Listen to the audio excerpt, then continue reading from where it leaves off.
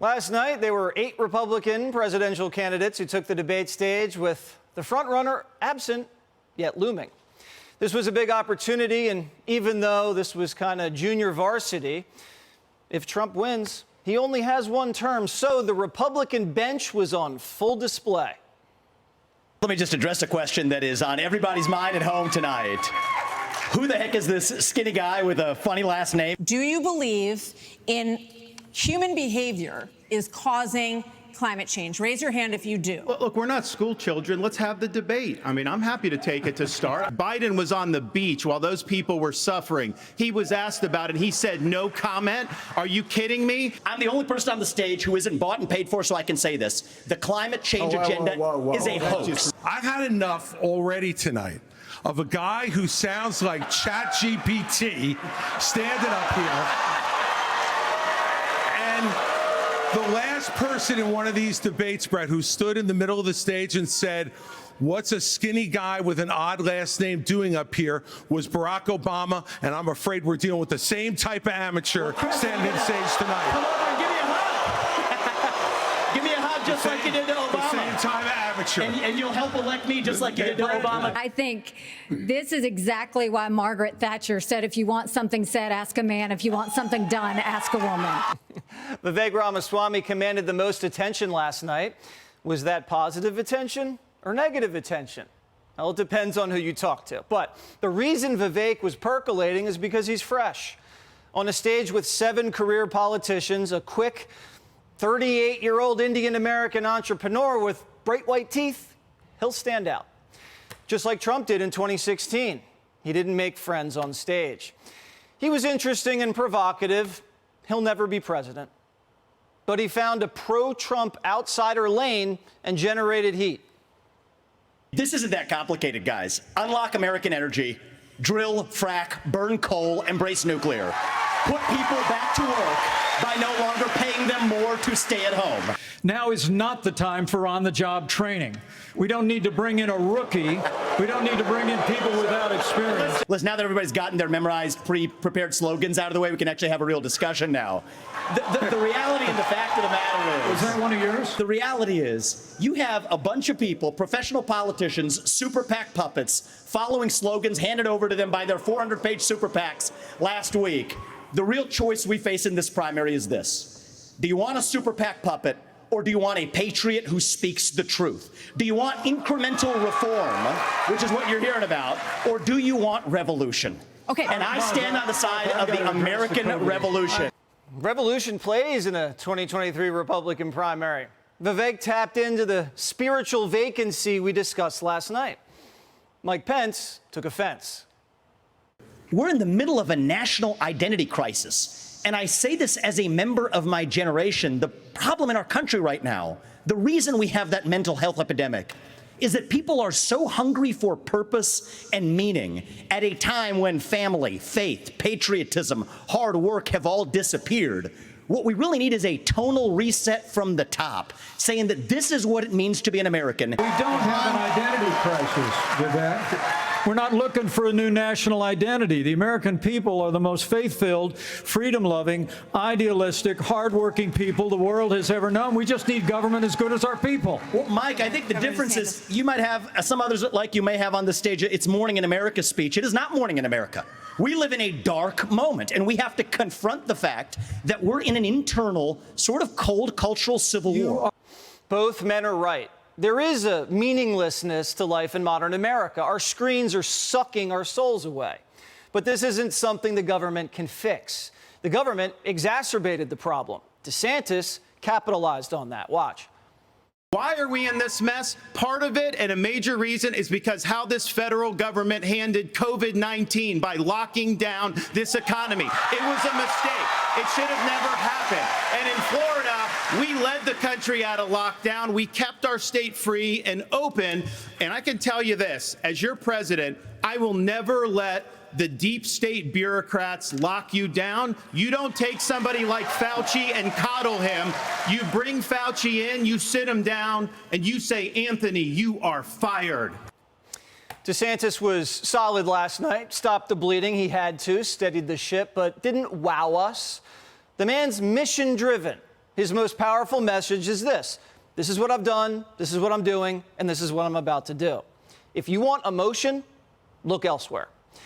It was a display of record versus creativity. Florida, we stood up for what was right. First, we had schools open during COVID. We eliminated critical race theory from our K through 12 schools. We eliminated gender ideology from our K through 12 schools. And we have elevated the importance of American civics. We cannot be graduating students that don't have any foundation in what it means to be an American. Let's shut down the head of the snake, the Department of Education. Take that $80 billion, put it in the hands of parents across this country. We also have a federal government that pays single women more not to have a man in the house than to have a man in the house, contributing to an epidemic of fatherlessness. And I think that goes hand in glove with the education crisis. The Republican Party is seizing on the education issue. You can't have that conversation without mentioning the single motherhood epidemic. These are deep and thorny social issues that our leaders must wrestle with publicly. But the media scandalizes that conversation because single motherhood benefits them, the Democrats, politically. And I was shocked that these candidates gave Joe Biden a pass. The president must be relieved, relaxing in Lake Tahoe, knowing no one brought up the bribe scandal, the Afghanistan humiliation, comparing Hawaiians losing their homes to almost losing a Corvette. We thought DeSantis and the rest on stage would rip Biden's throat out. Didn't happen. We were also light on solutions. The first round was on the economy, and not a single candidate told us how they'd reduce inflation or taxes. Would they fire the Fed chair? What's our trade posture with China? The crowd talked tough on the border, militarize it, shoot to kill, war on cartels. Those are Trump policies. What would that look like? How would you execute that? How would you stop China from importing fentanyl? Didn't hear it. Maybe there were too many people on the stage. And then a really weird moment occurred. Watch. You all signed a pledge to support the eventual Republican nominee. If former President Trump is convicted in a court of law, would you still support him as your party's choice? Please raise your hand if you would.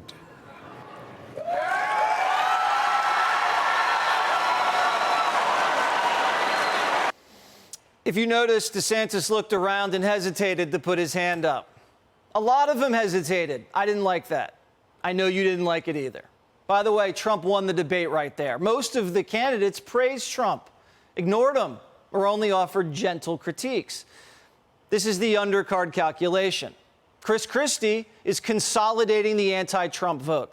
Vivek may have cut a deal with Trump. We don't know if this was an audition for The Apprentice or not, and we don't know how much the Vivek resume is real, but he was Trump's lead blocker last night.